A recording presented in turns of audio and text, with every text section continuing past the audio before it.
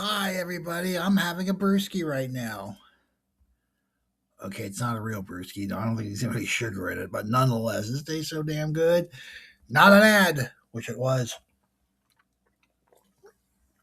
But anyway, coming in at number 21, up from 23. This is the oldest song on our countdown of August 11th, 1973. Spent a nice 21 weeks on our Global Top 40 Retro Survey, and it was a former number one song. Tony, Orlando, and Dawn love the song, hate the song, think, oh God, this is annoying as hell, but nonetheless, this is indeed a stone cold classic. The origin of the yellow ribbon, of course, this remembrance may have been the 19th century practice that some women allegedly had of wearing a yellow ribbon in their hair to signify their devotion to a husband or sweetheart serving in the U.S. Cavalry. Yellow is the cavalry branch color.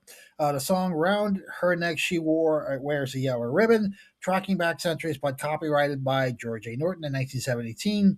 And later, the John Wayne movie, "She Wore a Yellow Ribbon." It's a reference to this.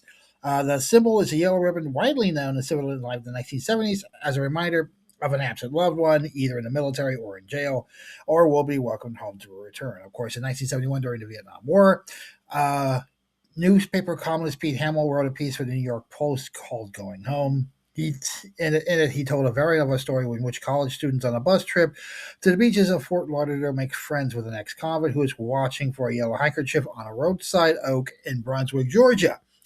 Hamill claimed to have heard the Hamill, which I believe is one of the songwriters. Yeah, Irvin Levine and L. Russell Brown were the ones that wrote it.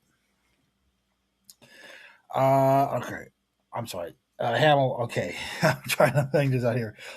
Okay, Hamill claimed to have heard this story in oral tradition in June 1972. 9 months later, Reader Digest reprinted Going Home.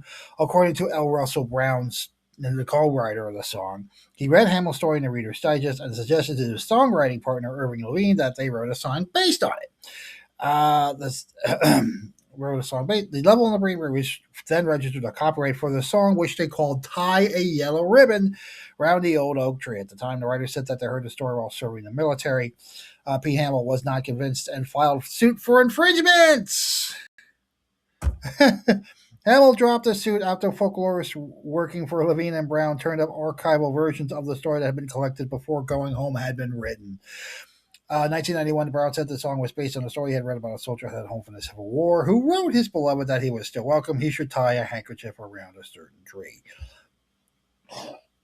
He said the handkerchief was not particularly romantic, so he and Mr. Link changed it to a yellow ribbon. Levin and Brown first offered the song to Ringo Starr. Was not going to. He said it was ridiculous and turned it down. Well, anyway, the song inspired the Japanese film The Yellow Handkerchief in '77. It got a remake in 2008, or American remake in 2008. Anyway, it's also been associated with the Iran hostage crisis in 1981, 79 turmoil. They were kidnapped in 79 and 1981.